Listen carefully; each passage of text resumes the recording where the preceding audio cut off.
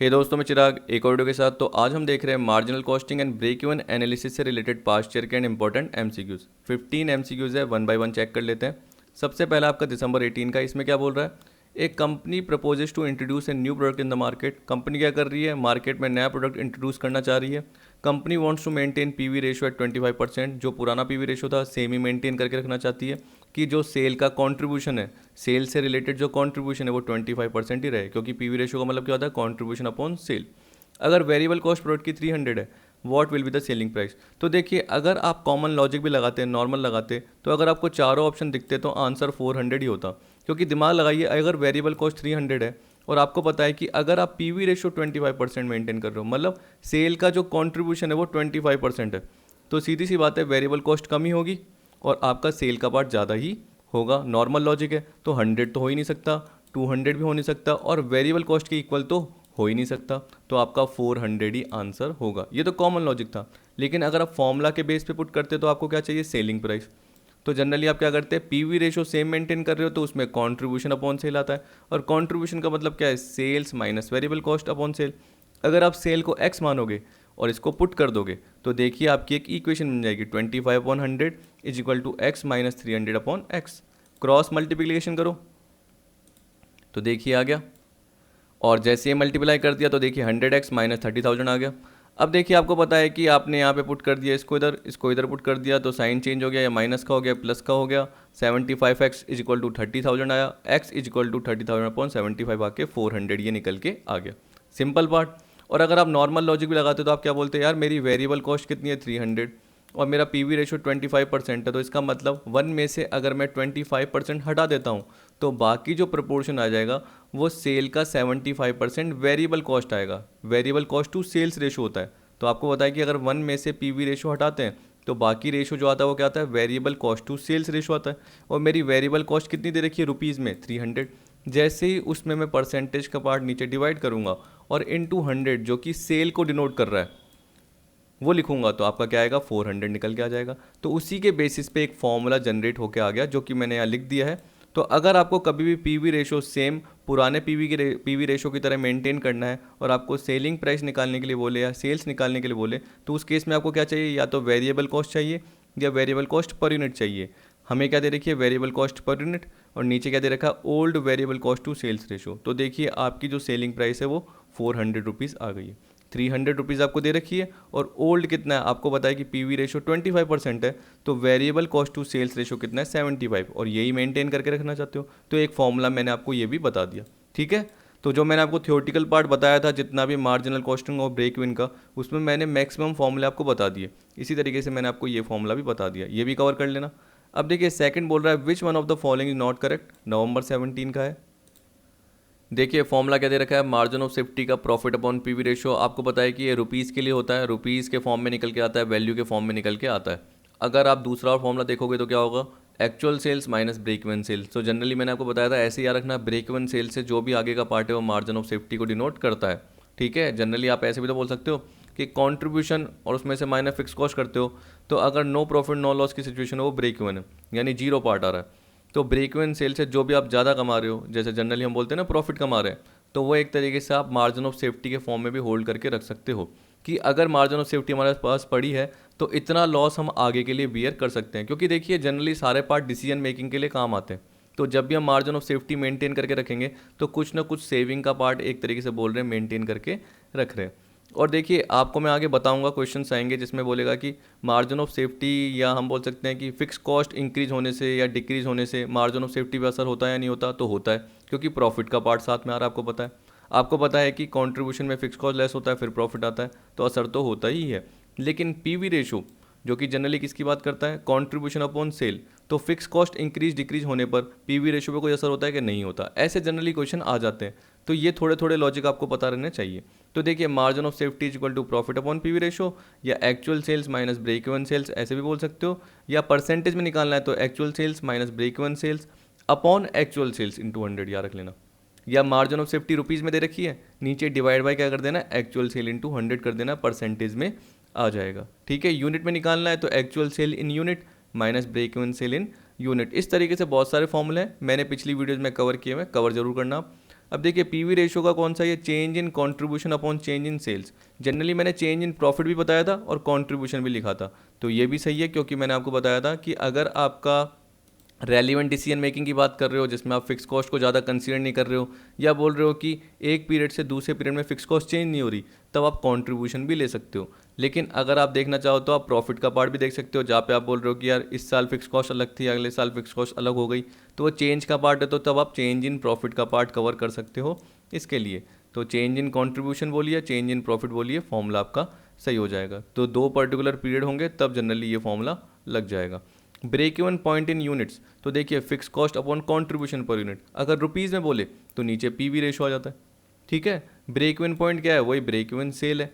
तो जनरली एक तरीके से जो आप सेल माइनस वेरिएबल, ये जनरली फॉर्मूला पढ़ते हो और आपको पता है कि selling price per unit minus variable cost per unit contribution per unit होता है, उनके थ्रू ही फॉर्मूला ब्रेक होके अपने आप क्या हो जाता है, इस टाइप का बन जाता है।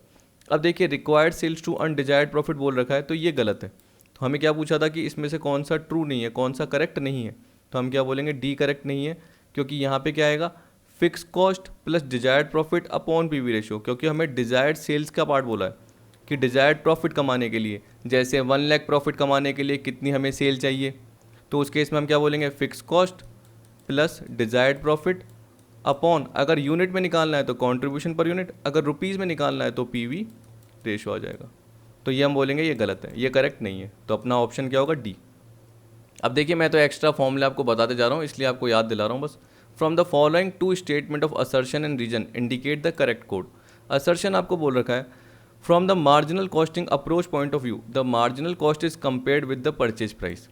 ठीक, अब देखिए अगर मैंने आपको, मैं पर्टिकुलर पुरानी पीडीएफ दिखाई देता हूँ ना, ये वाला पार्ट, तो देखिए मैंने आपको ये बताया था कि एप्लीकेशन ऑफ मार्जिनल कॉस्टिंग कहाँ कहाँ वो अप्लाई होती है, तो प्रॉफिट प्लानिंग बताया था, जहाँ पे मैंने बताया था कि सेलिंग प्राइस आप क्या कर रहे हो, बढ़ा रहे हो कम कर रहे हो, उस हिसाब से आप देख रहे हो, क्योंकि आपको लग रहा है कि वॉल्यूम ऑफ आउटपुट आपको बढ़ाना है और आपको या तो सेलिंग प्राइस कम करनी है जिससे आपका माल ज़्यादा बिकेगा, स्टॉक ज़्यादा बिकेगा, वो सोच सकते हो। आपको अपनी कॉस्ट जो भी है, वेरिएबल कॉस्ट की बात कर रहे हैं, वो कम करनी है, तो वो सारा पार्ट प्रॉफिट प्लानिंग के अप्रोच में आ जाएगा, जिससे आपका क्या हो, प्रॉफिट बढ़े। परफॉर्मेंस एवेल्यूट करनी है, वो देखना है। मेक और बाय डिसीजन, तो जनरली जो ये पार्ट है ना, वो मेक और बाय डिसीजन से रिलेटेड है कि आप खरीदो या बनाओ। जैसे आपकी एक मैन्युफैक्चरिंग यूनिट है, मैंने आपको बोल दिया कि कंप्यूटर से रिलेटेड है, अब आप क्या करते हो, असेंबलिंग का काम करते हो, जैसे सीपीयू हो गया, कीबोर्ड हो गया, मॉनिटर हो गया, माउस हो गया, आप डायरेक्ट मार्केट से क्या करते हो, परचेज करते हो। ठीक, अब आपको क्या लगा कि सीपीयू हमको बना लेना चाहिए, क्योंकि मार्केट से परचेज करते हैं तो कितने का आता है, 10,000 का आता है। लेकिन अगर हम क्या करेंगे, ये बाय का प्रोसेस है, ठीक है। अगर मैन्युफैक्चरिंग करते हैं तो मटेरियल जो सीपीयू के कंपोनेंट ही आएंगे, वो अराउंड पड़ेंगे हमें 4,000 रुपीज़ के, यानी पर यूनिट के हिसाब से बता रहा हूँ, याद रखना कि ये 10,000 पर यूनिट का आ रहा है, तो मटेरियल आपने सोचा 4,000 पर यूनिट के हिसाब से मटेरियल लग जाएगा। लेबर जो लगेगी वो कितनी लगेगी, 2,000 लगेगी आपने सोचा, और जो बाकी एक्सपेंस है वो भी कितने लगेंगे, 2,000 लगेंगे पर यूनिट के हिसाब से, तो आपका 8,000 रुपीज़ निकल के आया। ठीक है, अब आप सोचो कि आप बाय करोगे या मैन्युफैक्चरिंग करोगे, तो मैं तो क्या बोलूँगा, आप मैन्युफैक्चरिंग ही करोगे, क्योंकि आपकी कॉस्ट क्या आ रही है, कम आ रही है। तो आपको अब कंपोनेंट यानी सीपीयू का जो पार्ट है वो खरीदने की डायरेक्ट ज़रूरत नहीं है, बल्कि सीपीयू आप क्या करोगे, बनाओगे। तो मेक और बाय डिसीजन की बात कर रहा है, तो एक तरीके से हम क्या बोल रहे हैं, परचेज प्राइस और जो मार्जिनल कॉस्ट है वो कंपेयर हो रही है। तो देखिए यहाँ पे मैंने फिक्स कॉस्ट का पार्ट नहीं लिया, मैंने किसका लिया, मटेरियल, लेबर, एक्सपेंस लिया, तो वो मार्जिनल मतलब वेरिएबल कॉस्ट ली है।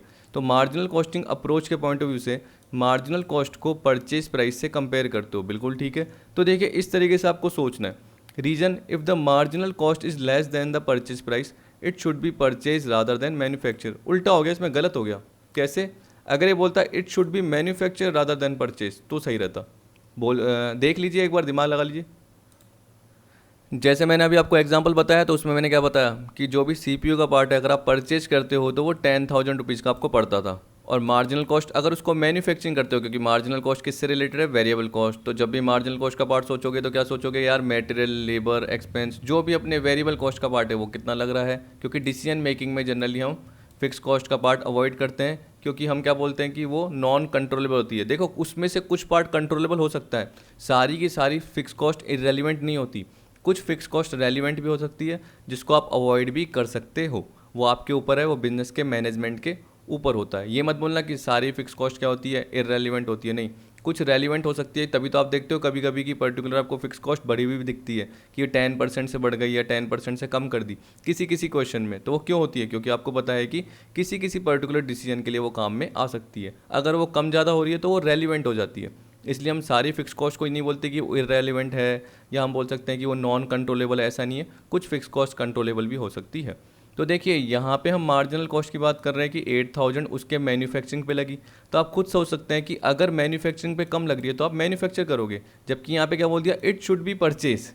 गलत हो गया ना, कि अगर हमारी 8000 रुपीज़ की कॉस्ट कम दिख रही है परचेज प्राइस से, तो उस केस में हम क्या करेंगे, मैन्युफैक्चर करेंगे, परचेज नहीं करेंगे। तो ये ऑप्शन हो गया गलत और ये बिल्कुल हो गया ठीक, क्योंकि कंपेयर तो करते हैं लेकिन रीजन गलत हो गया। तो हम क्या बोलेंगे, ए करेक्ट है लेकिन आर करेक्ट नहीं है। तो थर्ड का अपना जो आंसर होगा वो क्या होगा, बी होगा। लोगों ने, यानी मैंने जिनको सब्सक्राइबर को या मेंबर को जो भी व्हाट्सएप ग्रुप के हैं उनको ये पीडीएफ दी, तो उनमें से ज़्यादातर ने क्या कर दिया, सी लगाया या डी लगाया, इसलिए उनका गलत हो गया। ठीक है, तो थर्ड का जो आंसर होगा वो क्या होगा, बी होगा। अब फोर्थ में देखिए क्या बोल रहा है, जुलाई 16 का, from the following information find out the number of units that must be sold by the firm to earn profit of ₹80,000 per year. Sale price आपको दे रखी है 25 पर यूनिट। अब देखिए अगर आप क्वेश्चन देखोगे तो यहाँ पे क्या बोल रहा है, find out the number of unit that must be sold, यानी रिक्वायर्ड सेल्स बोल सकते हैं यूनिट में, या डिजायर्ड सेल बोल सकते हैं, जिसपे आपको डिजायर्ड प्रॉफिट कितना है, 80,000 कमाना है, जिसकी आपको सेलिंग प्राइस दे दी, वेरिएबल मैन्युफैक्चरिंग कॉस्ट दे दी, सेलिंग कॉस्ट दे दी। ठीक है, तो 25 में से अगर आप 15 लेस करोगे, वेरिएबल यही दे रखी है, तो आपका क्या निकल के आएगा, कंट्रीब्यूशन पर यूनिट निकल के आएगा। क्योंकि देखिए जब भी आप डिजायर्ड सेल्स या न्यू सेल का फॉर्मूला देखते हो तो क्या होता है, fix cost plus desired profit, ऊपर ही बताया था अभी, divide by new selling price per unit minus variable cost per unit. Generally इसको क्या बोलते हो आप, कंट्रीब्यूशन पर यूनिट का पार्ट बोलते हो। तो देखिए जैसे ब्रेक इवन सेल का फॉर्मूला याद रखते हो वैसे याद रखिए, बस इसमें डिजायर्ड प्रॉफिट का पार्ट ऐड कर दिया करो। तो ये निकल के आ गया। देखिए यहाँ पे आपको 8 लाख की फिक्स कॉस्ट दिख रही है और 80,000 का प्रॉफिट दिख रहा है। तो 8 lakh plus 8,88,000, sorry 8,80,000 divide by क्या करोगे, 10 कर दोगे, तो 88,000 यूनिट आपकी निकल के आ जाएगी। यानी आपका आंसर क्या होगा, बी होगा। ठीक है, ये नीचे मैंने आंसर पुट कर दिया, आप देख सकते हो, इस तरीके से दे दिया। मैंने पिछले का आपको थर्ड का बी ही बताया था ना, हाँ ठीक है। चलिए फिफ्थ में आइए। अब फिफ्थ में आपको क्या बोला, जून 15 में कि मार्जिन ऑफ सेफ्टी 80,000 है, प्रॉफिट आपका 20 है, सेल दे रखी है 3 lakh, what is the amount of fix cost. देखिए अगर कईयों को आता भी नहीं है या भूल जाते हैं मार्जिन ऑफ सेफ्टी से रिलेटेड, तो वो ऑप्शन को देख के भी कर सकते हैं, लेकिन ऑप्शन को देखने से क्या होता है, थोड़ा सा टाइम ज़्यादा वेस्ट हो जाता है। हाँ ये कि अगर आपको और कोई क्वेश्चंस मैं बोल सकता हूँ कि सारे आपने कर लिए कवर, अब आपका ये बचा हुआ और आपके पास टाइम है, तो आप जनरली ऑप्शंस देख के भी सॉल्व कर सकते हैं। लेकिन पहले मैं आपको नॉर्मल बता रहा हूँ। नॉर्मल का मतलब क्या हुआ, अगर आप सोचिए कि आपको प्रॉफिट दे रखा है और मार्जिन ऑफ सेफ्टी दे रखा है, तो मार्जिन ऑफ सेफ्टी का अगर आपको फॉर्मूला पता है तो क्या होता है, प्रॉफिट अपॉन पीवी रेशो। ठीक है, ये आ गया आपका। अब देखिए अगर आपको पता है कि आपको फिक्स कॉस्ट निकालनी है, आपको प्रॉफिट का पार्ट दे रखा है, तो प्रॉफिट के साथ आप क्या करोगे, क्योंकि प्रॉफिट आपका सबसे नीचे आता है, ठीक है, कैलकुलेट होके आता है। आपको पता है कि वो कैसे आता है, कंट्रीब्यूशन में से क्या लेस करते हो, फिक्स कॉस्ट लेस करते हो। तो अगर आप कंट्रीब्यूशन में से प्रॉफिट लेस करोगे तो फिक्स कॉस्ट निकल के आएगी। तो जनरली आपको क्या चाहिए, आपको कंट्रीब्यूशन चाहिए। तो बेसिकली आपको ये पता होना चाहिए कि आपको क्या कैलकुलेट करना है। तो आपको पता है कि पीवी रेशो कंट्रीब्यूशन से लिंक है और आपको सेल दे रखी है, तो आपको पीवी रेशो निकालना है। तो आपको मार्जिन ऑफ सेफ्टी की इन्फॉर्मेशन दे रखी है और आपको प्रॉफिट की इन्फॉर्मेशन दे रखी है। तो मार्जिन ऑफ सेफ्टी कितना है, 80,000, प्रॉफिट कितना है, 20।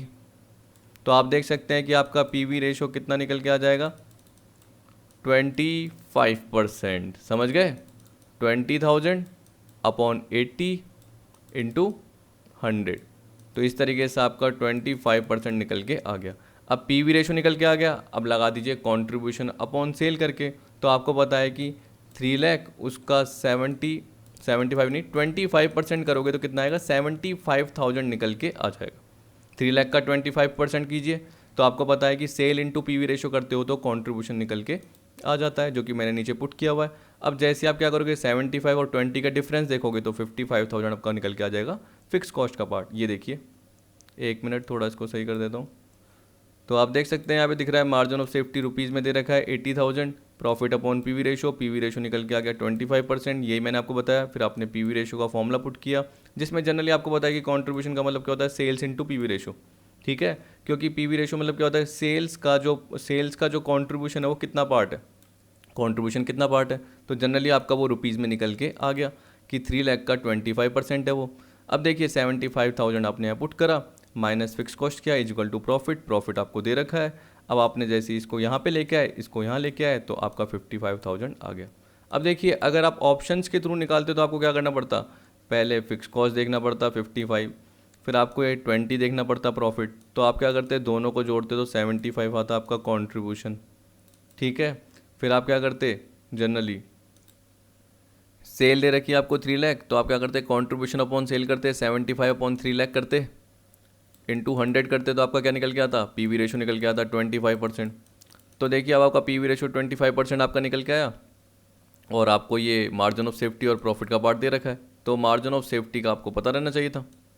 ठीक है, प्रॉफिट अपॉन पीवी रेशो, तो वो मैच भी हो जाता। तो देखिए मैचिंग के लिए बता रहा हूँ, अगर मैं आपको, अगर आप 1 लाख प्लस 20 करके देखिए 1 लाख 20, फिर आप उसके हिसाब से करके देखिए कि आपका जो कंट्रीब्यूशन आया, और 1 लाख 20 अपॉन 3 लाख करके देखिए तो 40% आपका पीवी रेशो आ रहा है। और यहाँ पे देखना आपका जो पार्ट आ रहा है वो जनरली क्या आ रहा है 20 अपॉन 80 आ रहा है, जबकि पीवी रेशो आपका कितना आना चाहिए 25% आना चाहिए, जो कि 55 के अकॉर्डिंग ठीक है। तो एक तरीके से आपका मैच भी होके आ गया, और ऑप्शंस के थ्रू भी आप कैलकुलेट कर सकते हो। देखिए लेकिन उसके लिए आपको क्या पता होना चाहिए, फॉर्मूले पता रहने चाहिए, चाहे ऑप्शन के थ्रू भी कभी कभी आपके फॉर्मूले काम में आ जाते हैं।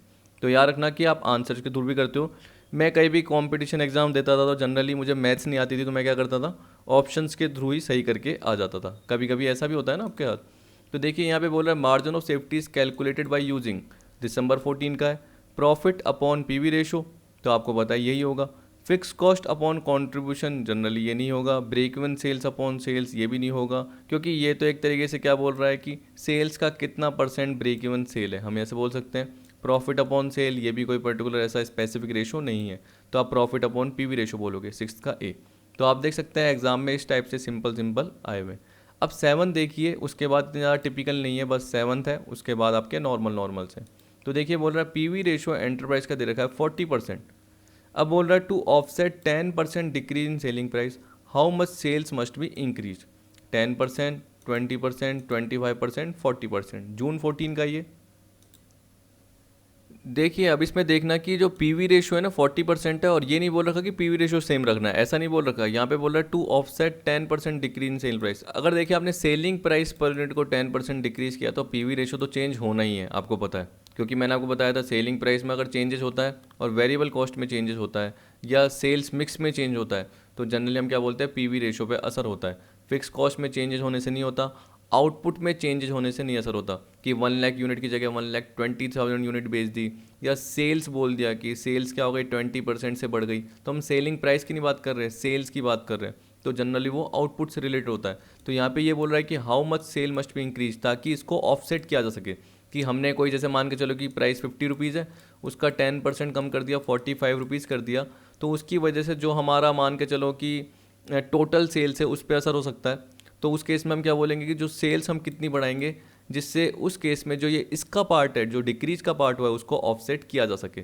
तो इस केस में जनरली आप एक एग्जांपल ले सकते हो, एक नॉर्मल ये बोल सकते हो कि let sales of 1 unit be ₹100। देखिए ऐसा इसलिए बोला गया क्योंकि यहाँ पे 10% डिक्रीज इन सेलिंग प्राइस बोल रखा है, और यहाँ पे बोल दिया how much sales must be increase, जबकि यहाँ पे टोटल सेल्स की बात की जा रही है। तो इससे अच्छा नॉर्मल आप क्या मान के चलिए कि मान लो कि अगर आप एक यूनिट ही बेचते हो और एक यूनिट की जो सेलिंग प्राइस है वो 100 रुपीज़ पर यूनिट है, तो 100 इंटू 1 क्या होगा 100 रुपये होगी, 100 इंटू 1 क्या होगा 100 रुपये होगी। तो सेल आपकी क्या हो जाएगी 100 रुपये हो जाएगी, और सेलिंग प्राइस पर यूनिट भी आपकी 100 रुपये हो जाएगी। सिंपल पार्ट हो जाएगा आपका, नॉर्मल कैलकुलेशन हो जाएगी। अब देखिए पीवी रेशो 40% है, तो इसका मतलब 60% क्या है वेरिएबल कॉस्ट टू सेल्स है। अब आपको पता है कि आपकी जो सेल्स है वो 100 रुपीज़ है, सेलिंग प्राइस पर यूनिट 100 थी, और एक यूनिट को जैसे आप बेचने का काम करते हो तो आपकी सेल्स 100 रुपीज़ हो जाएगी। 100 में 60% आपका वेरिएबल कॉस्ट है, मतलब 60 रुपीज़, तो बाकी जो कंट्रीब्यूशन आएगा वो क्या आएगा 40 रुपीज़ आएगा। ठीक है, अब देखिए कि ये बोल रहा है कि अगर सेलिंग प्राइस 10% डिक्रीज हो जाती है, तो ये एक रिवाइज सिनेरियो आ गया जिसमें हमने क्या बोल दिया कि हमारी सेलिंग प्राइस अगर 10% से रिड्यूस हो जाएगी तो नई सेल क्या आएगी, तो आप बोल रहे हो सर सेलिंग प्राइस, तो देखिए अगर आप 100 का 10% लेस करते तो 90 रुपीज़, और अगर आप एक ही यूनिट बेचते तो 90 इंटू 190 होता, इसलिए मैंने डायरेक्ट क्या लिख दिया 100 माइनस 10%, क्योंकि नॉर्मल लॉजिक है। अब देखिए वेरिएबल कॉस्ट आपकी 60 रुपीज़ है, वो चेंज नहीं हुई, वो कहीं नहीं बोल रखा, तो 90 में से 60 गए तो कॉन्ट्रीब्यूशन क्या आ गया 30 आ गया। अगर आप पहले देखोगे पीवी रेशो 40% आ रहा है, अब देखो पीवी रेशो 33.33% आ रहा है। वैसे पीवी रेशो की आपको कोई ज़रूरत नहीं है, क्योंकि अब आपको ये फॉर्मूला मेंटेन कर लेना है, ठीक है। वैसे पीवी रेशो की ज़रूरत हो भी सकती है मेरे हिसाब से। देखिए मैं क्या है ये जनरली फॉर्मूला याद नहीं रखता, क्योंकि मेरे को इतना लॉजिक लगाने नहीं आता कि इतने सारे फॉर्मूले याद रखूं। तो मैं आपको दूसरा तरीका भी बता दूंगा, पर ये पहले फॉर्मूला याद रख लीजिए कि जैसे आपको पता चला कि देखिए पीवी रेशो तो अलग हो गया, अब आपको ऑफसेट करना है, तो उस केस में क्या करोगे, ये फॉर्मूला लगा दोगे, जिससे आपको पता चल जाएगा कि आपकी सेल कितने से इंक्रीज होनी चाहिए। तो यहाँ पे बोल दिया volume of sale required to maintain the same sales. तो अगर आपको सेम सेल्स मेंटेन करना है तो उस केस में आप कितना आउटपुट ज़्यादा बढ़ाओगे। तो यहाँ पे फॉर्मूला क्या आ गया, contribution into new sales upon new contribution. तो जो ये कॉन्ट्रीब्यूशन है वो कौन सा वाला है, पुराना वाला है, ओल्ड कॉन्ट्रीब्यूशन। ये न्यू सेल्स कितनी है आपकी 90, ठीक है। न्यू कॉन्ट्रीब्यूशन कितना आपका 30, तो 40 इंटू 90 अपॉन 30 120। तो आपको पता है कि जो 120 आई एक तरीके से आपकी टोटल सेल आई, और जबकि पहले कितनी थी 100, तो इस केस में हम क्या बोलेंगे 100 से 20 बढ़ गई, 120 बढ़ गई, तो इसका मतलब क्या हुआ 20% से बढ़ गई। अब देखिए दूसरा तरीका ये भी हो सकता है, मेरे को तो जनरली ये तरीका मेरे को कहीं से मिला तो मैंने ये पुट कर दिया, ये मुझे सही लगा, लेकिन इसके अलावा मैं सोचता नॉर्मल और मेरे को फॉर्मूला नहीं आते तो मैं कैसे करता। यानी मैं ये कहना चाहता हूँ कि अगर मुझे ये फॉर्मूला पता नहीं होता तो मैं कैसे करता। तो नॉर्मल फॉर्मूले तो मुझे पता ही है, जिसमें मैं जनरली क्या बोल रहा हूँ कि देखिए सेल्स मेरी 100 है ये तो मानता, उसमें वेरिएबल कॉस्ट 60 जाती, तो बाकी कंट्रीब्यूशन कितना था 40 आता। तो देखिए कंट्रीब्यूशन मेरा 40 आता तो मैं कोई भी फिक्स कॉस्ट मान के चल लेता, ठीक है, कोई भी नॉर्मल लॉजिक लेके चल लेता, और मैं अपनी फ़िक्स कॉस्ट को क्या मान लेता, जैसे मैं मान के चल रहा हूँ कि मेरी फ़िक्स कॉस्ट का पार्ट कितना है 10 है, तो 40 में से 10 गए तो बाकी मेरा प्रॉफिट कितना आ रहा है 30 आ रहा है, ठीक है, यही पार्ट आ रहा है आपका। अब देखिए ये पर्टिकुलर सिनेरियो आपने पुट कर दिया, फिर आपने जैसे ये बोला कि यार 100 में से 10% डिक्रीज हो गई सेलिंग प्राइस तो 90 रुपीज़ हो गई, और वेरिएबल कॉस्ट तो आपको 60 रुपीज़ ही रखनी थी, तो उस केस में आपका न्यू कॉन्ट्रीब्यूशन 30 आया। तो पीवी रेशियो ये निकल के आ गया 30/90, कॉन्ट्रीब्यूशन पर यूनिट या contribution upon cell into 100, per unit नहीं बोल रहा क्योंकि ये सेल के फॉर्म में है, 33.33% आ गया। तो मेरे माइंड में एक आइडिया आया कि यार डिजायर्ड सेल्स भी तो निकल सकती है, क्योंकि 100 की सेल तो दे रखी है, अब अगर मैं डिजायर्ड निकालूंगा तो उसका गैप जो होगा वो क्या बताएगा कि कितने से सेल इंक्रीज हुई है, यानी मेरा 120 निकल के आ जाएगा इस डिजायर्ड सेल के थ्रू। तो इसके लिए फॉर्मूला क्या होगा मेरा, fix cost plus desired profit, ठीक है, अपॉन पीवी रेशो, तो ये आ गया। तो अगर आप देखोगे तो जो फिक्स कॉस्ट आपको पता है कि जनरली यही रहेगी। अब मैं अगर सेम सेल का रेशो मेंटेन करना चाहूँगा तो उस केस में क्या होगा, मैं क्या बोलूँगा कि मेरा प्रॉफिट भी वही निकल के आएगा। तो आप देख सकते हैं कि 40 में से अगर कंट्रीब्यूशन 40 में से 10 मैंने जो फिक्स कॉस्ट मानी तो बाकी प्रॉफिट कितना है 30 आया। तो आप देख सकते हैं ऊपर आपको 40 आएगा, 10 प्लस 30 याद रख लेना, fix cost plus desired profit, और पीवी रेशो कितना आपका 33.33% है। तो आप एक बार क्या करना 10 प्लस 30 मतलब 40 अपॉन 33.33 इंटू 100 करके देख लेना एक बार। मैं भी करके देख लेता हूँ कैलकुलेटर पे, 40 अपॉन 33.33 मेरे पास कैलकुलेटर है ही, तो मेरा अराउंड 120.01 आ रहा है। अगर पूरा आप 33.333 आगे लेके जाओगे तो आपका नॉर्मल 120 पूरा निकल के आ जाएगा, तो आपको पता चल गया कि 120 आपका निकल के आ गया। तो ये मैंने एक तरीके से कॉमन लॉजिक यानी खुद के हिसाब से बनाया, और मेरा अराउंड 2 मिनट में ही हो गया था सॉल्व होके। तो आप ये भी सोच सकते हो इतना बड़ा, तो आपकी मर्जी है। तो देखिए therefore sales must be increase by 20%, तो 7th का क्या होगा आपका बी। और अगर आपको कोई और एक्स्ट्रा पता है तो वो ज़रूर बताना, ठीक है, जिससे मेरे को भी पता चल जाएगा कि हाँ और ऑप्शन होते हैं, क्योंकि देखिए सबकी सोच अलग होती है, सबका इंटेलेक्चुअल माइंड क्या होता है अलग होता है। तो अपन क्या करते हैं, हम क्या करते हैं अलग अलग सोचते हैं। तो अगर आपको लग रहा है तो मेरे को ज़रूर सॉल्व करके बताना, ठीक। अब 8th का क्या बोल रखा है, marginal costing technique is useful for. देखिए अभी अभी बताए थे मैंने इतने सारे आपको पॉइंट, कहाँ गए, ये रहा एप्लीकेशन ऑफ मार्जिनल कॉस्टिंग। तो देखिए profit planning, evolution of performance, make or buy, closure of a department or discontinuous of a product, उस केस में भी मार्जिनल कॉस्टिंग काम में आती है। मतलब ये सारे डिसीजन मेकिंग के लिए काम आ रही है। Maintaining a desired level of profit, ठीक, offering quotation, accepting an offer or exporting below normal price, alternative use of production facility, ये मैंने आपको पहले बताया हुआ है सारे, इसलिए मैं आपको डिटेल में नहीं बता रहा। प्रॉब्लम ऑफ की फैक्टर मतलब कॉन्ट्रीब्यूशन अपॉन की फैक्टर, की फैक्टर मतलब हमारा मेटेरियल कम है, हमारे लेबर और कम है, हमारे कंट्रीब्यूशन का पार्ट हमारे की फैक्टर से रिलेटेड है।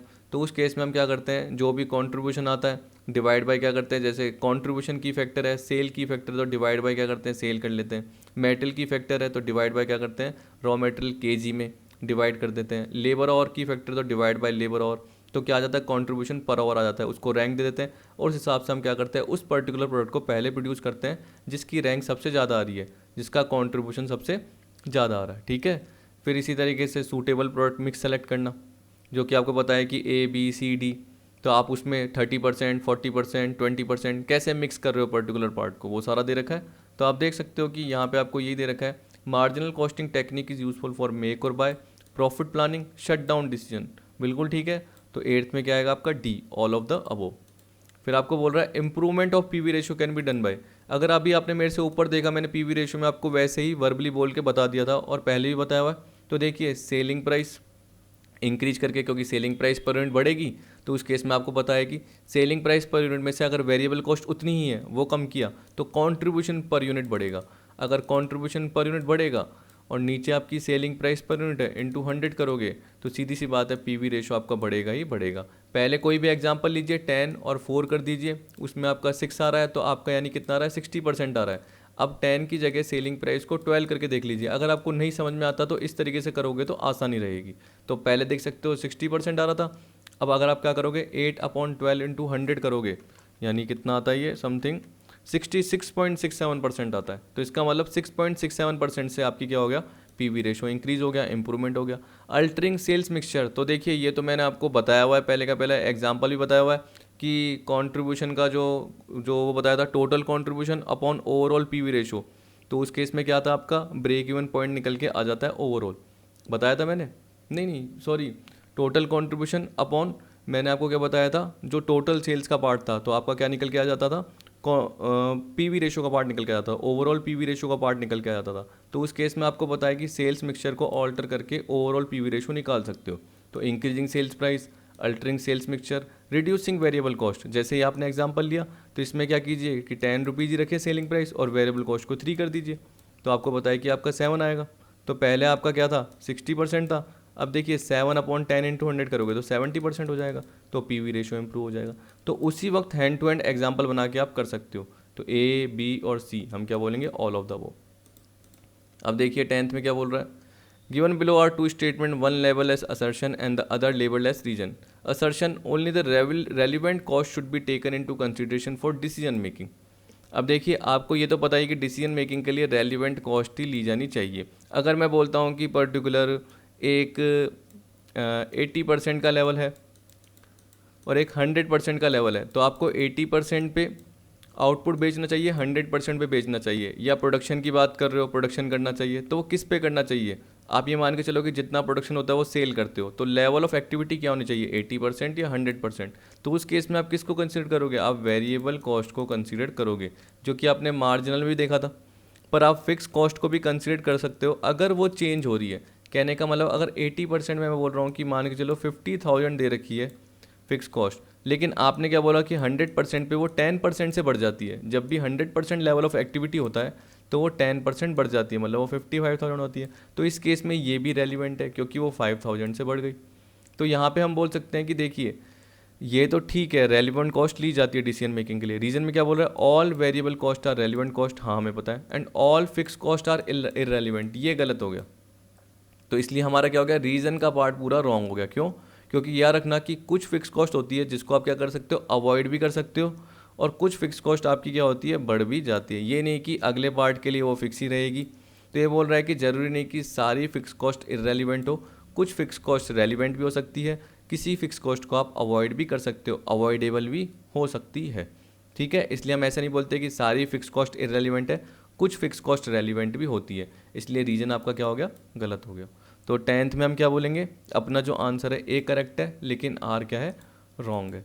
प्रॉपर चेक किया है मैंने ऑफिशियल के हिसाब से, और चाहे आप देख लेना, आपको मैंने देखिए पिछले वीडियोस में कहीं ना कहीं, या मैंने आपको स्टैंडर्ड वाले पार्ट में भी बताया होगा कि वेरिएंस होते हैं, अवॉइडेबल, अनअवॉइडेबल होते हैं, तो आपको जनरली वो पता रहना चाहिए, यानी कंट्रोलेबल, नॉन कंट्रोलेबल होते हैं। तो उसी तरीके से अगर आप फिक्स कॉस्ट की बात करोगे तो अवॉइडेबल भी होती है और अनअवॉइडेबल भी हो सकती है। देखिए, अगर हमें पता है कि जीरो लेवल पे भी फिक्स कॉस्ट लग रही है तो एक तरीके से हम क्या बोल सकते हैं कि वो अवॉइडेबल नहीं है। ठीक, यानी इसका मतलब क्या है कि वो लग के ही रहेगी चाहे हमारा प्रोडक्शन जीरो भी हो रहा है। लेकिन हमें पता है कि जीरो प्रोडक्शन पे हम कुछ फिक्स कॉस्ट को कम कर सकते हैं। जैसे मान के चलो कि अगर मैं बोल रहा हूँ कि जीरो प्रोडक्शन नहीं बोल रहा, कि नॉर्मल प्रोडक्शन हो रहा है आपका और आपको पता है कि आपने फैक्ट्री रेंट पे ली हुई है, तो रेंट तो आपको देना ही पड़ेगा चाहे आपका लॉकडाउन भी है। लेकिन आपको पता है कि या ब्रेकडाउन कुछ भी हो गया मशीनरी का, तब भी आपको पता है फैक्ट्री में काम नहीं हो रहा, स्ट्राइक हो गई, तब भी आपको रेंट तो देना ही पड़ेगा। अब आपको क्या लगा कि रेंट ज़्यादा लगता है, तो आप क्या कर सकते हो, आप सोच सकते हो कि यार इससे अच्छा तो परचेज कर लेते, तो आपने फैक्ट्री बिल्डिंग को क्या कर दिया, परचेज कर लिया, बाय कर लिया। ठीक है, तो आपका जो ये फिक्स कॉस्ट का पार्ट है ये आपने अवॉइड कर दिया। हाँ, इसके अलावा और पार्ट आपका आ गया, जैसे अगर आपने फाइनेंस पे लिया होगा तो उस केस में क्या है, इंटरेस्ट का पार्ट आपका लगने लग जाएगा, तो वो तो अलग से आ गया। लेकिन आपकी सेविंग भी हो सकती है, क्यों, क्योंकि रेंट पहले ज़्यादा लग रहा था, रेंट पहले जैसे मान के चलो कि 50,000 लग रहा था पर मंथ का, और जो इंटरेस्ट का पार्ट है, जो डेप्रिसिएशन का पार्ट है, ये सब मिला के आपका सिर्फ 40,000 ही लग रहा है, तो आपका 10,000 का पार्ट बचा भी ना। तो आप फिक्स कॉस्ट को क्या कर सकते हो, अवॉइड भी कर सकते हो, किसी न किसी हद तक कम भी कर सकते हो, ये भी बोल सकते हैं हम। इसलिए हम बोल रहे हैं कि सारी फिक्स कॉस्ट इरेलीवेंट नहीं होती, कुछ रेलिवेंट भी होती है। तभी अपना ऑप्शन क्या होगा, B, only A is correct but R is wrong. 11 आपको बोल रहा है in marginal costing contribution is equal to. अब देखिए ऐसे बकवास क्वेश्चन भी आते हैं, तो यहाँ पे देखिए सेल्स माइनस फिक्स कॉस्ट नहीं, सेल्स माइनस वेरिएबल कॉस्ट, तो 11th का आपका बी आएगा। फिर 12th में क्या बोल रहा है, what is the effect of increase in fix cost. तो आप सोचिए कि अगर सेल्स में से वेरिएबल कॉस्ट लेस कीजिए तो कंट्रीब्यूशन आता है। ठीक है, कंट्रीब्यूशन अपॉन सेल करेंगे इंटू 100 करेंगे तो पीवी रेशो आएगा। तो आप खुद सोचिए कि इसके बाद फिक्स कॉस्ट आती है, तो पीवी रेशो पे कोई फ़र्क पड़ा क्या, नहीं। तो तभी मैंने क्या बोला, अगर फिक्स कॉस्ट इंक्रीज डिक्रीज होती है तो पीवी रेशो पे कोई फ़र्क नहीं पड़ता, याद रख लेना। अब देखिए रेजेस ब्रेक इवन पॉइंट, ये बोल रहा है कि अगर फिक्स कॉस्ट बढ़ जाती है तो ब्रेक इवन पॉइंट रेज होती है क्या, आप बताइए। ब्रेक इवन पॉइंट का मतलब क्या होता है, आप सोचिए कि 1 लाख की सेल है, वेरिएबल कॉस्ट 40 है, कंट्रीब्यूशन 60 आ गया, तो फिक्स कॉस्ट अगर 60 है तो हम क्या बोलेंगे, नो प्रॉफिट नो लॉस की सिचुएशन, तो ब्रेक इवन सेल हमारी कितनी है, 1 लाख की है। अब अगर आप फिक्स कॉस्ट एक बार बढ़ा के देखिए, करके देखिए कितना, 80 करके देखिए, 60 की जगह 80 करके देखिए, तो 60 में से 80 गए, तो उस केस में क्या हुआ, आपका लॉस का पार्ट आ गया। तो ये बोल रहा है कि रेजेस ब्रेक इवन पॉइंट। तो देखिए मैंने आपको क्या बोला, 60 में से 80 गए तो लॉस कितना आएगा, 20 का आएगा। तो उस केस में हम क्या बोल सकते हैं, हमें सेल्स कितने से बढ़ा देनी है, 1,20,000 कर देनी है, 20,000 से बढ़ा देंगे। तो जैसे ही हमने अपनी ब्रेक इवन सेल्स को बढ़ा दिया 120 में से वेरिएबल कॉस्ट गए 40, तो बाकी कितना बचा, कंट्रीब्यूशन 80। अब फिक्स कॉस्ट भी 80 है, तो 80 से 80 गए 0। तो हम क्या बोल सकते हैं कि अगर हमें ब्रेक इवन पॉइंट से रिलेटेड पार्ट को देखना है और पहले हमने कवर किया जो भी पार्ट वो 0 था, और अगर हमारी फिक्स कॉस्ट बढ़ जाती है तो हमारी ब्रेक इवन सेल को भी हमें बढ़ाना पड़ेगा, और सेल जो 1 लाख थी उसको भी उतने से ही बढ़ाना पड़ेगा जितने से हमारी फिक्स कॉस्ट बढ़ी है। तो यहाँ पे हम बोल सकते हैं कि रेजेस ब्रेक इवन पॉइंट। देखिए वैसे वेरिएबल कॉस्ट भी क्या होता है, सेल के परसेंटेज के फॉर्म में होता है, लेकिन आपको नॉर्मल सोचना है। तो सोचिए कि अगर फिक्स कॉस्ट बढ़ती है तो ब्रेक इवन पॉइंट भी बढ़ रहा है। अभी मुझे लग रहा था कम हो रहा है, या मुझे लग रहा है कि कुछ फ़र्क नहीं पड़ता, लेकिन मैंने जैसे एग्जाम्पल कवर कर लिया तो मुझे पता चला कि हाँ ब्रेक इवन पॉइंट रेज होता है। हाँ, मार्जिन ऑफ सेफ्टी भी एक बार कवर कर लेते हैं ताकि मैं आपको समझा दूँ। आप सोचिए कि अगर फिक्स कॉस्ट आपकी बढ़ी तो मार्जिन ऑफ सेफ्टी पे क्या असर होता है। देखो मार्जिन ऑफ सेफ्टी का फॉर्मूला होता है प्रॉफिट अपॉन पीवी रेशो, ये होता है। ठीक है, या आप ऐसे भी बोल सकते हैं कि actual sales minus break even sale का पार्ट, ये तो बोल सकते हैं। तो जितना आपका ज़्यादा पार्ट आ रहा है, तो देखिए इससे इससे आप नॉर्मल ये लॉजिक कर सकते हो कि सेल्स का पार्ट कोई भी लिख लीजिए, जैसे 1 लाख मैंने आपको बोला, उसमें माइनस क्या कर दीजिए, वेरिएबल कॉस्ट का पार्ट, जैसे आप 40,000 का कर रहे हैं, वही पुराना एग्जांपल। कंट्रीब्यूशन कितना आ गया, 60,000 का।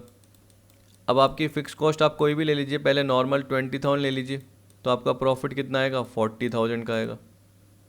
ठीक है, अब आप देखिए कि अगर आपकी फ़िक्स कॉस्ट इंक्रीज़ होती है तो करके देखिए, फ़िक्स कॉस्ट मैंने 20 की जगह 40 कर दी, यहाँ पे लिख देता हूँ 20 की जगह मैंने फ़िक्स कॉस्ट को 40 कर दिया, तो 60 में से 40 गए, तो मेरा प्रॉफिट क्या आ रहा है, 20 आ रहा है। अगर मेरा प्रॉफिट 20 आएगा तो उस केस में आप देखिए कि जैसे ही प्रॉफिट का पार्ट मैंने यहाँ पुट किया, देखो पीवी रेशो में चेंज नहीं हुआ, पीवी रेशो तो मेरा कितना है, 60,000 अपॉन 1 लाख, 60% ही है, तो पीवी रेशो तो नीचे मेरा 60% ही आएगा। लेकिन मेरा पहले प्रॉफिट कितना था, 40,000 था, अब मेरा कितना हो गया, 20 हो गया। तो 20/60% करके देख लीजिए। तो पहले आप करके देख रहे थे 40,000/60%, तो आ रहा था आपका 66,667, और 20,000/60% करोगे तो 33,333। तो इस केस में हम क्या बोल सकते हैं कि अपना जो मार्जिन ऑफ सेफ्टी का पार्ट है वो क्या हो गया, कम हो गया। क्या हो गया, कम हो गया। तो फिक्स कॉस्ट बढ़ने से मार्जिन ऑफ सेफ्टी इंक्रीज नहीं हुआ, कम हो गया। क्या हो गया, डिक्रीज हो गया। तो आप खुद भी हैंड टू हैंड एग्जाम्पल लेके बना सकते हो और आपको समझ में आ जाएगा। ठीक है, तो हम यहाँ पे क्या बोल सकते हैं कि बी ठीक है, क्योंकि ब्रेक इवन पॉइंट रेज हो जाएगा, लेकिन मार्जिन ऑफ सेफ्टी इंक्रीज नहीं होगी, डिक्रीज हो जाएगी। तो मार्जिन ऑफ सेफ्टी निकाल के देखिए कि पहले आपका कितना आ रहा था, 66,667 आ रहा था, 40,000/60%। लेकिन जैसे ही फिक्स कॉस्ट को हमने बढ़ाया तो हमारा प्रॉफिट कम हो गया। प्रॉफिट ऊपर कम है और पीवी रेशो वही है, तो उस केस में अपना मार्जिन ऑफ सेफ्टी भी क्या आएगी, कम आएगी। समझ गए। तो फिक्स कॉस्ट बढ़ने से मार्जिन ऑफ सेफ्टी यानी अपोजिट रिलेशनशिप होता है। अब देखिए, आपको हमेशा ऐसे याद रखना है कि अगर फिक्स कॉस्ट और बीईपी का रिलेशनशिप बोले तो क्या बोलेंगे, डायरेक्ट रिलेशनशिप होगा कि फिक्स कॉस्ट बढ़ने से बीईपी बढ़ेगी। बीईपी और से भी चेंज होती है, इसका मतलब वेरिएबल कॉस्ट, सेलिंग प्राइस, उनसे भी चेंज होती है, लेकिन साथ साथ अब फिक्स कॉस्ट से भी चेंज हो रही है। पीवी रेशो पे कोई असर नहीं होता, कंट्रीब्यूशन पे कोई असर नहीं होता, क्योंकि आपको पता है कि फिक्स कॉस्ट कंट्रीब्यूशन के बाद में आता है, कंट्रीब्यूशन मायने फिक्स कॉस्ट। तो डी और ए पे कोई असर नहीं होगा, लेकिन जो असर होगा वो बी और सी पे होगा। लेकिन सी पे गलत क्यों है, क्योंकि सी से रिलेटेड जो भी रिलेशनशिप है वो क्या है, इनवर्स है, कि अगर फिक्स कॉस्ट बढ़ती है तो मार्जिन ऑफ सेफ्टी कम होती है, फिक्स कॉस्ट कम होती है तो मार्जिन ऑफ सेफ्टी बढ़ती है। जबकि बीईपी से क्या है, डायरेक्ट रिलेशनशिप है कि फिक्स कॉस्ट बढ़ेगी तो बीईपी बढ़ेगा। तो अपना आंसर 12th का क्या हो गया, बी हो गया। तो देखिए, समझाने में टाइम लगता है थोड़ा सा, ताकि आपको एक लॉजिक आ जाए। अब देखिए, मैंने ये पर्टिकुलर मान के चल लीजिए कि ये क्वेश्चन मुझे कहीं से मिला, जैसे अरिहंत से मिला, मैं बता देता हूँ बुक से, मैंने लिया। तो जब मैंने उसके ऑप्शन देखे तो उसमें क्या थे, सी और डी पे कुछ ऑप्शन और थे, और उसमें आंसर जो दे रखा था वो 1 और 3 दे रखा था। तो मुझे 1 और 3 आंसर सही नहीं लगा, तो इस हिसाब से मैंने ऑप्शन चेंज कर दिए। मुझे 2 और 3 भी सही नहीं लगा। पढ़ के बताया था एक बार। Consider the following statement, marginal costing and absorption costing are the same. तो देखिए, आपको पता है कि मार्जिनल कॉस्टिंग में जो भी क्लोजिंग स्टॉक को वैल्यूड किया जाता है, या आप बोल सकते हो कि उसमें फिक्स और वेरिएबल की कैटेगरी अलग की जाती है, उसका डिस्टिंक्शन किया जाता है। और सेल्स में से वेरिएबल कॉस्ट तो कंट्रीब्यूशन। पर आप बोलोगे कि सर अगर स्टॉक ही नहीं होगा तो दोनों में आंसर तो सेम आएगा। लेकिन देखिए, हमने ये थोड़ी बोला कि अगर स्टॉक नहीं है तो दोनों में सेम आएगा। तो हम क्या बोलते हैं, मार्जिनल कॉस्टिंग और एब्जॉर्प्शन डिफरेंट क्यों होती है, क्योंकि जब भी अगर आपका स्टॉक का पार्ट आता है तो जो क्लोजिंग स्टॉक वैल्यूड होता है वो किस पे वैल्यू होता है, इसमें मार्जिनल में वेरिएबल कॉस्ट के बेसिस पे होता है। जबकि एब्जॉर्प्शन में क्या होता है, सारी कॉस्ट एक साथ मान ली जाती है, तो वेरिएबल और फिक्स को डिस्टिंक्ट नहीं किया जाता, तो टोटल कॉस्ट के बेसिस पे होता है एब्जॉर्प्शन में, आपको पता है। तो जो क्लोजिंग स्टॉक है उसमें टोटल कॉस्ट का पार्ट लिया तो फिक्स कॉस्ट का पार्ट भी आ गया, तो फिक्स कॉस्ट क्या हो गई, एब्जॉर्ब हो गई। अब वो एब्जॉर्ब होने के कारण ओवर एब्जॉर्ब हो गई या अंडर एब्जॉर्ब हो गई, यानी क्लोजिंग स्टॉक की वैल्यूएशन में पार्ट आपका ज़्यादा दिखने लग गया, जिसे हम क्या बोलते हैं, ओवर एब्जॉर्प्शन या under absorption of fix overhead. आपने ये देखा होगा, समझ गए। तो इस केस में हम क्या बोलेंगे, दोनों सेम नहीं रहती। सेम कब रहती है, जब आपका क्या है, जितना आप प्रोडक्शन करते हो उतना ही आप सेल कर देते हो। तो उस केस में क्या होगा, ना आपका ओपनिंग स्टॉक होगा ना आपका क्लोजिंग स्टॉक होगा। जब ओपनिंग और क्लोजिंग स्टॉक होगा ही नहीं, तो उस केस में आपका प्रॉफिट का पार्ट सेम ही निकल के आएगा, चाहे मार्जिनल कॉस्टिंग हो चाहे एब्जॉर्प्शन कॉस्टिंग हो। सीधी सी बात। सेकंड बोल दिया, for decision making absorption costing is more suitable than marginal costing. अब देखिए, मैं बोल नहीं सकता क्योंकि डिसीजन मेकिंग के लिए दोनों काम आती है। तो यहाँ पे है ना, जैसे अगर ऑप्शन होता सेकंड और थर्ड अरिहंत में, तो मैं दे देता, मेरे को तो लगता है यार सही है। पर फिर मैं सोचता कि यार एब्जॉर्प्शन कॉस्टिंग में तो जनरली क्या होता है, ओवर एब्जॉर्प्शन आ जाता है और अंडर एब्जॉर्प्शन आ जाता है। इसका मतलब क्या है कि फिक्स कॉस्ट के पार्ट को भी आपने ले लिया, जबकि वो तो रेलिवेंट कभी कभी माना ही नहीं जाता डिसीजन मेकिंग के लिए, क्योंकि मार्जिनल कॉस्ट या वेरिएबल कॉस्ट को ही माना जाता है। तो मार्जिनल कॉस्ट भी अपनी जगह सही है और एब्जॉर्प्शन कॉस्ट भी अपनी जगह सही हो सकती है। तो हम ऐसे नहीं बोल सकते कि absorption costing more suitable than marginal costing है, क्योंकि एब्जॉर्प्शन कॉस्टिंग में तो ओवर एब्जॉर्प्शन और अंडर एब्जॉर्प्शन आ गया। क्योंकि अगर क्लोजिंग स्टॉक का पार्ट वैल्यू करा है और उसमें आपने फिक्स कॉस्ट और टोटल कॉस्ट ले ली, तो आपने फिक्स कॉस्ट को भी क्लोजिंग स्टॉक के वैल्यूशन के लिए काम में ले लिया, और उस केस में आपका प्रॉफिट बढ़ा हुआ दिखने लग गया। और अगले साल वो ओपनिंग के फॉर्म में क्या पता आपका जो प्रॉफिट है वो कम दिखने लग जाए, तो उस केस में ओवर एब्जॉर्प्शन अंडर एब्जॉर्प्शन और फिक्स ओवरहेड का पार्ट आया। जैसे ही वो आप एडजस्ट करते हो तब वो मार्जिनल के इक्वल हो जाता है। इसलिए हम बोल सकते हैं कि एब्जॉर्प्शन मुझे सही नहीं लगता, किसके कंपैरिजन में, मार्जिनल के, क्योंकि मार्जिनल में रेलिवेंट कॉस्टिंग का पार्ट ले रहे हैं, तो मुझे लग रहा है कि मार्जिनल सही होता है, इसलिए सेकंड ऑप्शन गलत है। इसलिए मैंने ऑप्शन में दिया भी नहीं कि फर्स्ट एंड टू दिया, टू एंड थर्ड दिया, ओनली टू दिया, ओनली थर्ड दिया। तो जिन्होंने ओनली टू दिया है वो गलत है, जिन्होंने वन और टू दिया है वो भी गलत है, और टू और थर्ड दिया है वो भी गलत। क्यों है? क्योंकि ये पर्टिकुलर पार्ट आएगा ही नहीं, तो यही आएगा। Marginal costing is based on the distinction between fix and variable cost. और ये अंत में क्या दे रखा है? First and third. तो आपको पता है कि फर्स्ट तो हो ही नहीं सकता, क्योंकि दोनों के बीच में डिफरेंस ही बहुत सारा है। समझ गए? तो which of the statement given above is are correct? तो हम क्या बोलेंगे? Only third. ठीक है, डी पार्ट ओनली थर्ड है। अब 14 देखिए, why is profit volume ratio use. ये बोल रहा है कि प्रॉफिट वॉल्यूम रेशियो यूज क्यों किया जाता है। अब देखिए, आपको पता है to compute the variable cost for any volume of sale. अगर आपको पता है कि 30% पीवी रेशियो है, तो बाकी 70% क्या है? वेरिएबल कॉस्ट टू सेल्स का पार्ट है। अगर 40% पीवी रेशियो है तो 60% है, क्योंकि पीवी रेशियो किसको डिनोट करता है? Contribution upon cell. सेल में से वेरिएबल कॉस्ट लेस करते हो तो कॉन्ट्रीब्यूशन आता है। तो आपको पता है कि बाकी पार्ट सेल्स में से वेरिएबल कॉस्ट का ही होगा। To determine break even point and the level of output required to earn a desired profit. सीधी सी बात, क्योंकि ब्रेक इवन पॉइंट का फॉर्मूला क्या होता है? Fix cost upon PV ratio, अगर आप रुपीज़ की बात कर रहे हो, और अगर आप डिजायर्ड सेल की बात कर रहे हो, level of output required to earn a desired profit, तो उस केस में भी आपको क्या चाहिए होता है? Desired sale. तो उस केस में भी आप क्या करते हो? Fix cost plus desired profit upon PV ratio. अगर आप यूनिट में चाहते हो तो आप कॉन्ट्रीब्यूशन पर यूनिट करते हो। तो कॉन्ट्रीब्यूशन पर यूनिट क्या है? वो सेलिंग से रिलेटेड ही है। पीवी रेशियो क्या है? परसेंटेज के फॉर्म में है, इसलिए जनरली रुपीज़ के फॉर्म में आपका ब्रेक इवन पॉइंट या डिजायर्ड सेल का पार्ट निकल के आ जाता है। To decide most profitable sales mix. देखिए, मैंने आपको बताया था कि ओवरऑल पीवी रेशियो, जो कि मैंने शुरू में आपको फॉर्मूला गलत बोल दिया था, लेकिन आपको पता है कि कॉन्ट्रीब्यूशन अपॉन सेल ही होता है। तो आप क्या करते हो? जो अलग अलग सेल मिक्स होता है उसका टोटल कॉन्ट्रीब्यूशन निकाल लेते हो। ठीक है, टोटल कंट्रीब्यूशन करके डिवाइड बाय क्या करते हो? Total sales. तो टोटल सेल्स आपको पता ही है, क्यों? क्योंकि ए प्रोडक्ट पता है, उसमें बोल रहा है कि इसकी 2 लाख यूनिट बिक रही है और इसकी सेलिंग प्राइस कितनी है? 10 रुपीज़ की है, ये आपको पता है। बी की कितनी बिक रही है? ये भी जनरली आपको पता है। सी की कितनी बिक रही है? वो भी आपको पता है। आपको जनरली उनका क्या करना है? कॉन्ट्रीब्यूशन का पार्ट लेना है, सबका टोटल करना है, क्योंकि आपको कॉन्ट्रीब्यूशन भी सबका पता होगा और सेल का पार्ट भी पता है। तो जनरली आप क्या करोगे? कॉन्ट्रीब्यूशन अपॉन सेल इंटू 100 करोगे, तो ओवरऑल आपका क्या आएगा? पीवी रेशियो का पार्ट आ जाएगा। अब ओवरऑल पीवी रेशियो आपका किस में काम आ जाता है? ओवरऑल बीईपी में। जब भी ओवरऑल बीईपी का पार्ट लेते हो तो उस केस में आप क्या करते हो? फिक्स कॉस्ट, जो कि आपको पता है कि पूरे बिजनेस के लिए कॉमन रहेगी। तो चाहे ए प्रोडक्ट हो, चाहे बी प्रोडक्ट हो, चाहे सी प्रोडक्ट हो, उसका मिला के जो फिक्स कॉस्ट है नीचे क्या करोगे? Divide by overall PV ratio कर दोगे। तो आपकी ओवरऑल बीपी किस में आ जाएगी? रुपीज़ में निकल के आ जाएगी। तो मैंने एक एग्जाम्पल लिया था, शायद इलस्ट्रेशन 4 में को ध्यान आ रहा है, उसमें मैंने आपको बता दिया था। तो देखिए, इसलिए प्रॉफिट वॉल्यूम रेशियो क्या होता है? सब फर्स्ट सेकंड थर्ड तीनों पार्ट के लिए काम में आ जाएगा। 14 का आपका आएगा डी। ठीक है, और 15 का जो पार्ट है बोल रहा है in increasing production volume situation the behaviour of fix cost will be. तो ये बोल रहा है कि देखिए, अगर आपको प्रोडक्शन वॉल्यूम बढ़ाना है उस केस में फिक्स कॉस्ट का बिहेवियर जनरली क्या होगा? क्योंकि हम देखिए शॉर्ट रन इसका पार्ट कवर करते हैं, तो हम क्या बोलते हैं कि फिक्स कॉस्ट क्या रहेगी? कॉन्स्टेंट रहेगी। एंड वेरिएबल कॉस्ट विल, अब आपको पता है कि देखिए, अगर आपका प्रोडक्शन बढ़ेगा उस हिसाब से वेरिएबल कॉस्ट भी क्या होती है? बढ़ती है। अगर मैंने बोल दिया कि जैसे सेल का वो कितना परसेंट है, वेरिएबल कॉस्ट 40% है, तो इसका मतलब क्या है? ये मान के चलो कि जितना प्रोडक्शन करते हो उतना बेचते हो, तो उस केस में हम क्या बोलेंगे? जितनी सेल है उतना ही हमारा क्या? प्रोडक्शन। तो अगर हम 1 लाख यूनिट की सेल करते हैं तो 1 लाख का प्रोडक्शन है।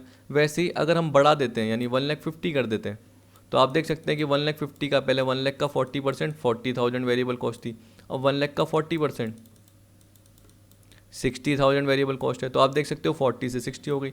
तो वेरिएबल कॉस्ट भी आपकी बढ़ेगी, लेकिन याद रखना जो वेरिएबल कॉस्ट पर यूनिट है वो आपकी नहीं बढ़ेगी, क्योंकि अगर आप एग्जांपल के फॉर्म में क्या बोलते हो कि ₹10 आपकी क्या है? सेलिंग प्राइस है। ठीक है, और 10 का 40% आपको पता है कि क्या है? वेरिएबल कॉस्ट का पार्ट था। सेल का 40%, तो वेरिएबल कॉस्ट पर यूनिट का भी 40%, तो 4 रुपीज़ आपने बोला। क्या बोला? 4 रुपीज़ बोला। तो आप देख सकते हो कि आपकी जो यूनिट थी 1 लाख अपॉन 10 करोगे तो वो कितनी थी? 10,000 सेलिंग यूनिट थी, या 10,000 प्रोडक्शन यूनिट थी। तो 10,000 टू 4 कीजिए, 40,000 आ जाएगा। इसी तरीके से 15,000 इंटू 4 कीजिए, तो देख लीजिए कि वेरिएबल कॉस्ट पर यूनिट में चेंज नहीं हुआ। तो हम क्या बोल सकते हैं? वेरिएबल कॉस्ट में चेंज होता है, वो इंक्रीज होती है, लेकिन वेरिएबल कॉस्ट पर यूनिट तो कांस्टेंट रहती है। याद रख लेना। ठीक है, और देखिए, हम क्या मान के चल रहे हैं कि जितना सेल करा है उतना प्रोडक्शन किया है, लेकिन अगर आपको पता है कि जब भी हम प्रोडक्शन की बात करते हैं तो उसमें ओपनिंग क्लोजिंग स्टॉक होता है, तो ज़रूरी नहीं कि आपका सेल का पार्ट सेम रहे, तो वो भी चेंजेस हो सकता है। लेकिन इस पर्टिकुलर सिचुएशन में ऐसा नहीं था, तो तो हम 15 में क्या बोलेंगे, जनरली अपना सी पार्ट रहेगा। क्या रहेगा, सी रहेगा। तो मेरे हिसाब से आपका सारा पार्ट हो गया। कोई भी अगर दिक्कत है तो आप व्हाट्सएप पे मैसेज करके पूछ सकते हैं इंडिविजुअली, या ग्रुप में पूछ सकते हैं, जो भी अपना ग्रुप है उससे रिलेटेड आप पूछ सकते हैं। अगर आपको कुछ भी दिक्कत होती है और भी किसी टॉपिक में तो वो भी आप पूछ सकते हैं। और अगला टॉपिक मेरे हिसाब से जो अपना कवर हो रहा है, स्टैंडर्ड कॉस्टिंग का जो कवर हो रहा है, मेरे हिसाब से मैंने शायद एक वीडियो आपको पहले ही प्रोवाइड कर दी है। अब जो अगला पार्ट आएगा वो जनरली क्या आएगा, मेटेरियल वेरिएंस का आएगा, लेबर वेरिएंस का आएगा और ओवरहेड वेरिएंस से रिलेटेड आ जाएगा। तो इसके फॉर्मूले देखेंगे, थियोरेटिकल पार्ट देखेंगे और साथ में इसके एग्जाम्पल भी कवर कर लेंगे। ठीक है, तो वीडियो देखने के लिए थैंक यू।